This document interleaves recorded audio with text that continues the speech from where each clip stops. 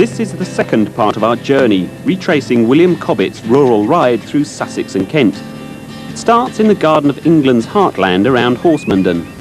When Cobbett, a politician, satirist and scourge of the establishment, embarked on his rural rides, his aim was to record and comment upon the state of the countryside and the people who lived here. The old man was in positive mood as, in the summer of 1823, he surveyed the Kentish cobnut crop. "This is a great nut year," he wrote. "I saw them hanging thick on the wayside during a great part of the day's ride."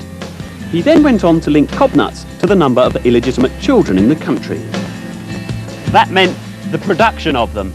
Apparently, the high oil and protein content of the nuts meant that the locals had enough surplus energy for a bit of extracurricular procreation. The middle leg of our journey takes us from the farmland and gypsy horse fair in Horsemondon to Benenden and its world-famous girls' school, to Romney Marsh and the village of Appledore, where Cinders and I meet a masseuse. Yeah, she's lovely. Cobbett took a lot of risks in his life, and so do I, especially by not wearing a riding helmet. However, I spend upwards of 9 or 10 hours a day in the saddle. We never gallop, jump ditches or pursue foxes. Cinders here makes the average police horse seem flighty. When I come to a main road, I cast aside my dignity and get off and walk. Now, where were we with those cobnuts? The trees may well have been hanging heavy with fruit, but since then, one way or another, we English have rather lost the taste for cobnuts, especially now that we have almost unlimited access to all sorts of exotic tropical varieties such as cashews and Brazils. So the trees were grubbed out to make way for fruit. And as a double blow this year to the industry, we had a terribly late frost. Lousy yields yet again. I reckon you'd have to be a terrible optimist to be a cobnut farmer.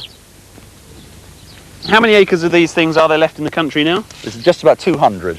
Compared to 7,000 acres in First World War time. And then by the Second World War we were down to about 3,000.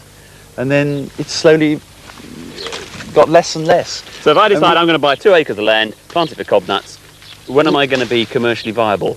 Well, I think probably 12 years. That's the sort of thing accountants can't live with, isn't it? You're right. You're absolutely right. But I think that we realised that we needed to try and do something and get people aware of what we got. And in 1990 we set up the Kent Cobnuts Association. Yeah. When a whole lot of us got together. So this is like a support group, is it, for the afflicted? Well, we don't feel afflicted. We feel rather forward-looking. I mean, we've got a product that tastes extremely good. Not many people know what cobnuts are, but if only we can get the bit of